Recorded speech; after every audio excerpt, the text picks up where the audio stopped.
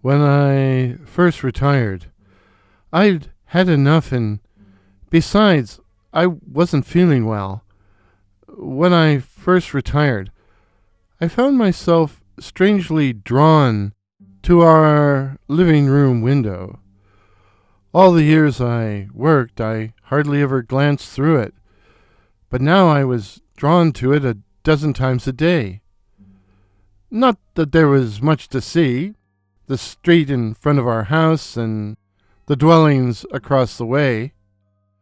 Occasionally a car would drive past, or I'd see a neighbor walking their dog.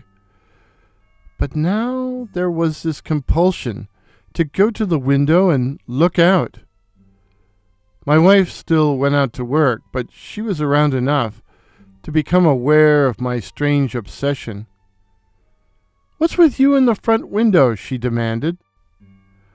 "I don't know," I admitted. "I guess this is my window to the world.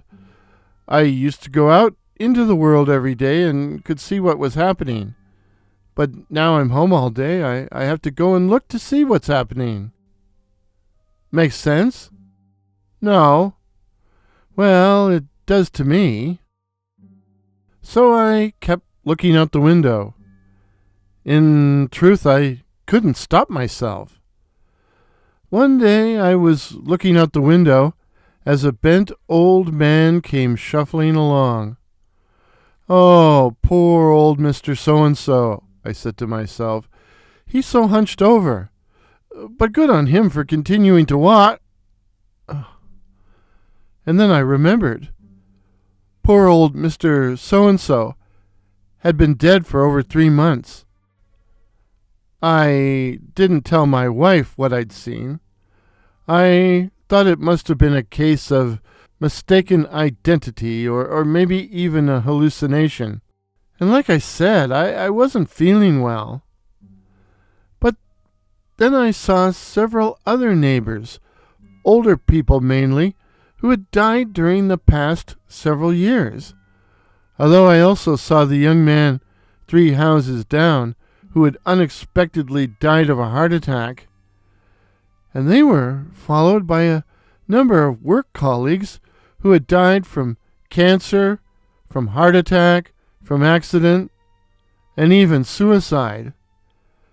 It was a regular parade of the dead, a parade that went further and further into my past the more times I visited the window.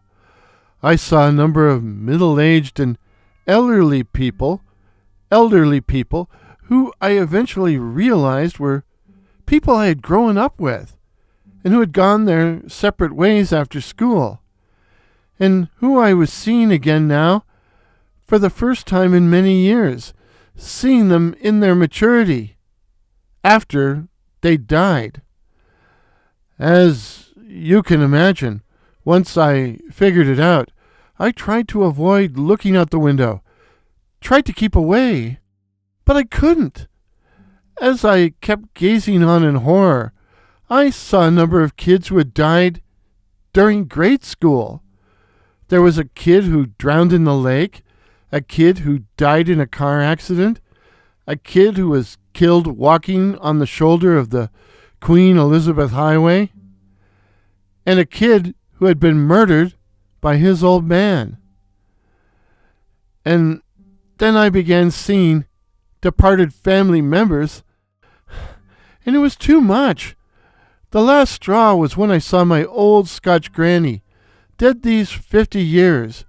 She stopped directly in front of the house, took the inevitable cigarette from between her thin lips, and blew me a smoky kiss. After that, I avoided the window like the plague. In fact, I shut the curtains tight. I figured I was better off not knowing what was going on out there. And besides, I felt lousy. This worked until my wife retired, and she was also drawn to the window. "Why are these drapes shut?" "Well, I thought you were tired of me looking out the window all the time." "Well, we need to let some light in here." It was obvious to me that my wife had also become a victim of that strange compulsion to go and stare out the living room window again and again and again and again. Living room? More like the dead zone. I chided her, reminding her how she had chided me, but it did no good. And so the inevitable happened. One day, as I was lying down, she came to me shaking, the tears running down her face. "Oh, what is it, hon?" I just saw Nicole. Nicole, out in the street." Nicole was one of my wife's former co-workers who had died of cancer 2 years ago. "Did you also see the little old man? The one who's all bent over?" "Why, yes." "Well, he's dead too." "Well, what does it all mean?" "I don't know," I said, "but you would be well advised to stay away from that window." Not that I thought she would, but there was nothing I could do to stop her. Anyways, I was tired. And then one day, the inevitable happened. As always, my wife was drawn to the window and saw someone approaching along the opposite sidewalk. Someone familiar. And then, with a shock, she realized it was me. Me! And as I drew opposite the house, I turned to look at her and sadly shook my head. In horror, she rushed into the bedroom to tell me what she saw and found me dead. Dead. Seems I'd been dying for a while, ever since I retired.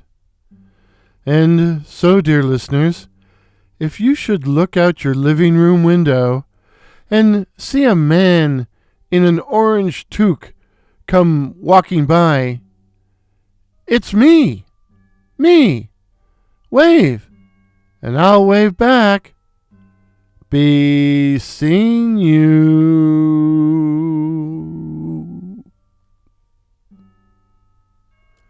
The moral of the story? Like watching the neighbors? Like spying on the neighbors?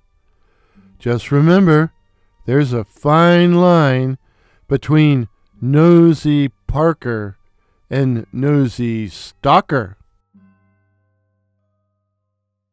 If this is your first visit to my channel, please consider subscribing. My name is Warren, and I write and tell original ghost stories and original horror stories featuring such cryptids as the Night Floaters, werewolves, and the Black-Eyed Children. So again, please consider subscribing. Please help me to reach my goal of 2,500 subs. Till midnight. Cheers.